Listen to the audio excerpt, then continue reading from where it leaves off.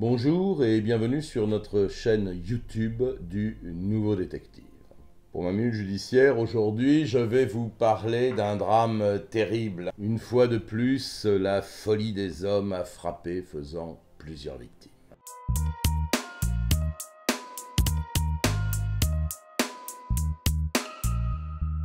Deux sœurs, Céleste, 8 ans, Solène, 11 ans, jouaient sur la balançoire dans le jardin familial de leurs parents. Soudain, plusieurs détonations claquent. Solène, la plus grande, reçoit une balle en pleine tête. Son père, Adrien, est également atteint par un projectile et son pronostic vital est sérieusement engagé. Rachel, la mère, elle aussi blessée, moins grièvement selon le parquet. Quant à Céleste, la petite de 8 ans, elle a réussi à se réfugier chez une voisine qui donnera l'alerte. Ce drame s'est déroulé à Plonovez du Faou, hameau de Saint-Herbault, un petit village du Finistère. Il était environ 21h, c'était samedi. Alors que s'est-il passé? Solène et Céleste, on l'a vu, s'amusaient sur la balançoire de la maison familiale. Ils sont britanniques et installés dans ce village depuis une dizaine d'années. Juste à côté, la maison mitoyenne est occupée par un couple de retraités néerlandais de plus de 70 ans. Le voisin néerlandais fait soudain irruption avec un revolver à la main et ouvre le feu depuis la haie qui sépare les deux propriétés.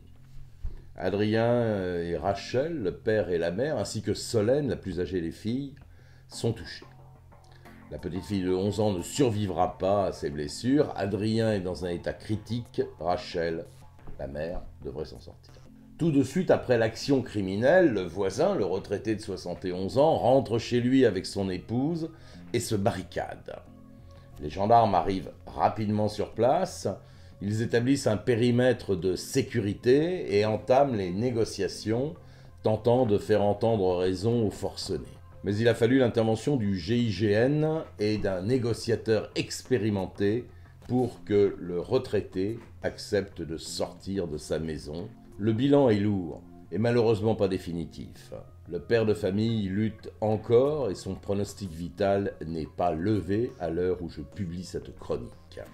Alors pourquoi ce carnage? Il semble que les deux familles avaient un litige à propos d'une parcelle de terrain située en bout de leurs propriétés respectives.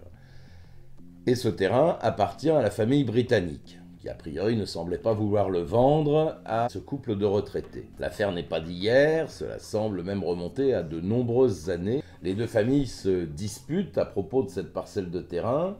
Personne dans le village n'avait imaginé que ce petit bout de terre deviendrait un jour le mobile d'un crime horrible.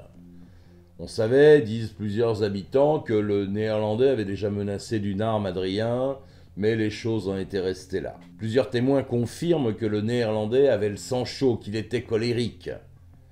La mairie dit aussi avoir eu connaissance de leur désaccord, mais n'est pas intervenue, jugeant sans doute que c'était inutile.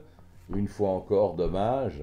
Si les gendarmes avaient eu vent de cette histoire, ils auraient très certainement saisi l'arme.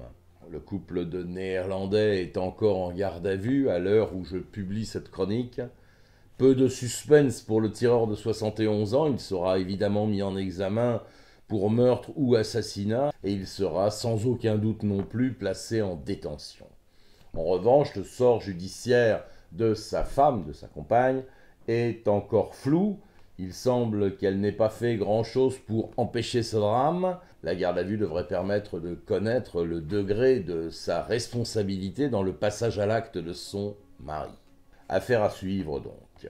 Voilà, c'était ma minute judiciaire. Je vous dis à la semaine prochaine sur notre chaîne YouTube du Nouveau Détective pour une nouvelle affaire.